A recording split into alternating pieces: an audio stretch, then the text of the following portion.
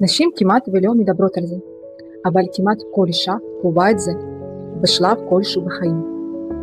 קושי לשלוט בשרירי רצפת הגן. חולשה אחרי לידה, פחות תחושה או חולשה.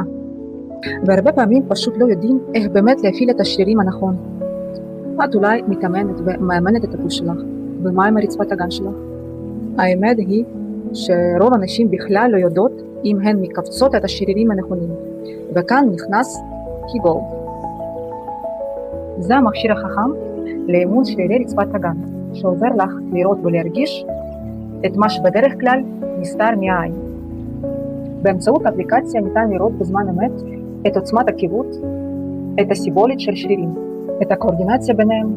פתאום אימון יהיה ברור, לא ניחושים, לא אולי אני עושה נכון, את ממש רואה ומרגישה ששרירים עובדים. מה נותן אימון עם קיגול?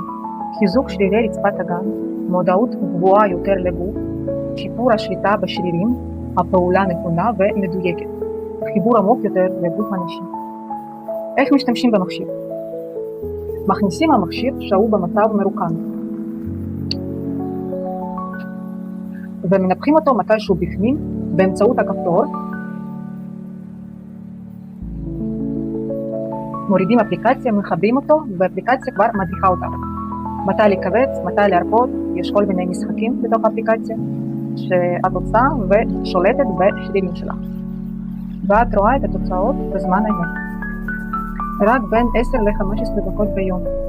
חשוב לדעת, המכשיר הוא כלי מעולה, ותוצאות הטובות ביותר מגיעות כשיש טכניקה נכונה וליווי מקצועי. באימונים שלי אנחנו לומדות להרגיש את הגוף לעומק ולהפעיל את השרירי רצפת הגן בצורה מודעת ונכונה. כתבי לי בפרטי קיגול ואני אשלח לך וידאו אישי עם תרגילים לחיזוק רצפת הגן.